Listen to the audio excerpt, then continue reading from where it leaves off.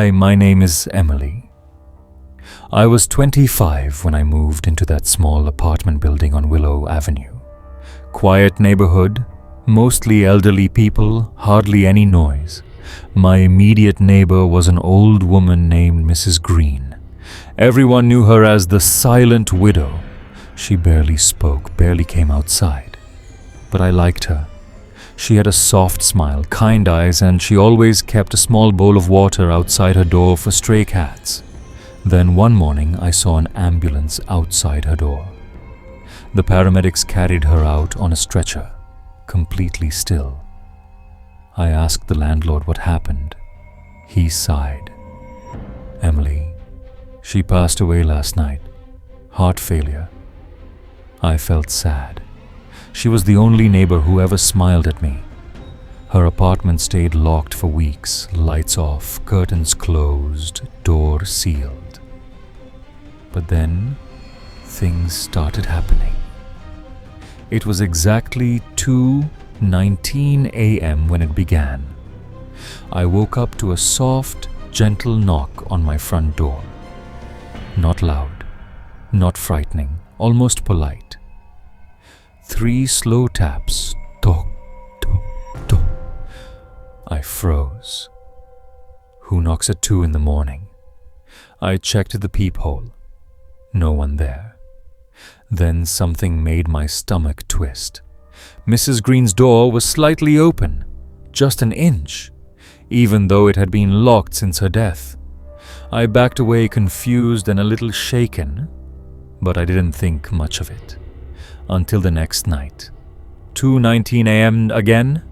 3 soft knocks, same rhythm. I checked the hallway, and this time I saw her, Mrs. Green, standing in the dark, right outside her own door, her back facing me, her head slightly tilted, like she was listening for something. Her gray nightgown, the same one she was wearing the day she died. My breath caught in my throat. I blinked, and she vanished. Not walked away, not turned, just gone. Like someone erased her out of the hallway. I slammed my door shut and didn't sleep again that night. I tried to convince myself it was stress or imagination. But then, she started speaking. The third night, the knocking didn't come. Instead, I heard a whisper through my door. A soft voice, fragile, shaky. The kind of voice an old lady has when she's exhausted. Emily, why did you close the door? My heart almost stopped. I didn't answer. I couldn't. My throat refused to make a sound. Then I heard slow footsteps, dragging, shuffling, moving back toward her apartment. I went to the peephole. Her door was closed again, tightly shut. But right on the floor was a bowl of water. The same bowl she kept outside her door for cats, except now it was outside my door, filled with fresh water. That morning, I bought a cheap security camera and pointed it at the hallway. I needed proof, or at least sanity.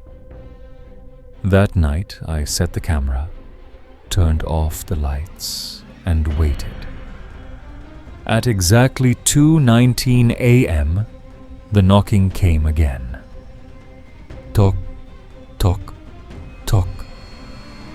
But this time, I didn't check the hallway. I didn't go near the door. I grabbed my phone and opened the camera feed. I wish I hadn't. The footage showed Mrs. Green, standing completely still, facing my door, her shoulders rising and falling like she was breathing heavily. Then she leaned forward, way too far forward. her neck bending at an angle no living person could bend. Her face got close to my door, close enough to whisper through it. I muted my audio, but the footage still picked up her audio. She whispered, "Let me in, sweetheart. I'm so lonely." My blood went cold. Then something even worse happened. Her hand lifted, thin, shaky, and she slowly, gently ran her fingers across my door, not knocking, just touching it, caressing it, as if feeling for warmth or life.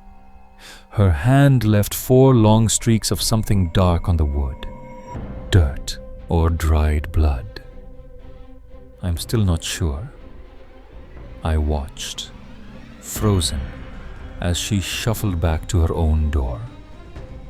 She didn't open it. She walked through it, like it wasn't even there. She disappeared inside the darkness without the door moving an inch. I threw up that night. The landlord finally told me the truth. Mrs. Green wasn't just old or lonely. She used to have a daughter, my age, who disappeared many years ago. Never found. People in the building said Mrs. Green used to knock on doors late at night, calling her daughter's name, begging her to come home. She died searching for someone who never came back. Before he left, the landlord handed me something. A letter, found in her apartment. On the front, in shaky handwriting. For the girl next door. Inside it, one line. "Don't let her take you too." I packed my bags immediately. I called a taxi, started waiting near the door with my stuff. It was close to midnight. A few hours until 2:19. Then the lights in the hallway turned off, one by one. Click, click, click. Darkness swallowed everything. Then I heard it. Not knocking, not whispering, but something dragging, slow, heavy, wet, coming toward my door. I grabbed the door handle, ready to run, but I froze. Something, someone, began speaking from the other side. Not whispering this time, not calling me sweetheart, but crying. Deep, painful, broken sobs, like someone mourning for a child. Then she said, "Please, don't leave me alone again." I ran. I didn't look back. The taxi driver said I was pale, shaking, barefoot, crying. I don't even remember leaving my shoes. I never returned to that building. Not even for my furniture. 2 weeks later, I got a call from the landlord. Mrs. Green's apartment door was found wide open, and inside, on the floor, was a bowl of water. Fresh, cold. But that wasn't the worst part. Inside the bowl, floating gently, was a single wet footprint. Small, barefoot. A footprint the exact size of my own. And since then, some nights, at exactly 2:19 a.m., I hear her voice again. Not from the hallway, from inside my new home. "Emily, why did you close the door?" Shadow Hunters, where nightmares breathe. Subscribe to witness what the night hides. My name is Mia, and for the longest time, I believed grief could make you hear things. Whispers, footsteps, even familiar laughter. But what I'm about to tell you wasn't grief, and it wasn't in my head. It was real, horrifyingly real. I live in a small house I inherited after my mother passed away 2 years ago. She died suddenly. 1 minute she was cooking, the next she collapsed on the kitchen floor. Heart failure, the doctor said. I was close to her, very close. So when I moved into this house alone, I expected it to feel empty, but I didn't expect it to feel occupied. The first night, nothing happened. The second night, I smelled something strange. My mother's perfume. The exact brand she wore. A soft lavender scent. It drifted from the hallway, then disappeared. I brushed it off. Maybe the house still carried her smell, but on the fourth night, things changed. It was 1:47 a.m. I remember staring at my ceiling, unable to sleep. That's when I heard it. A soft humming. A woman's voice. Slow, gentle, like a lullaby. At first, I thought a neighbor left their window open, but the sound wasn't coming from outside. It was coming from above me, from the attic. My heart started racing. This house was old. Maybe the sound traveled weirdly. But then I heard words. Fragile, familiar. My mother used to sing it to me as a child. Hush now, little girl. The night is soft and still. My blood turned cold. I froze, listening. The voice was exactly like hers. I got out of bed and quietly stepped into the hallway. The singing grew louder, slower, almost hypnotic. I crept under the attic entrance. The wooden ladder hung down from the ceiling. I didn't open it. It was already open. My mother never left it open. She never even liked going up there. The singing stopped. Dead silence filled the house. I closed the ladder, locked my bedroom door, and stayed awake until sunrise. The next morning, I called my best friend, Kara. She laughed. You're grieving. Your mind is playing tricks on you. I wanted to believe that. I really did. But that night, the singing returned, and it was louder. This time, curiosity or stupidity took over. I grabbed a flashlight and pulled the attic ladder down. Creak. Creak. A cold draft washed over me. I climbed slowly, my hands trembling, the flashlight shaking. When my head finally rose above the attic floor, I almost dropped the light. The attic had footprints in the dust. Bare footprints, tiny ones, exactly my mother's size. I shined the light across the room. Nothing.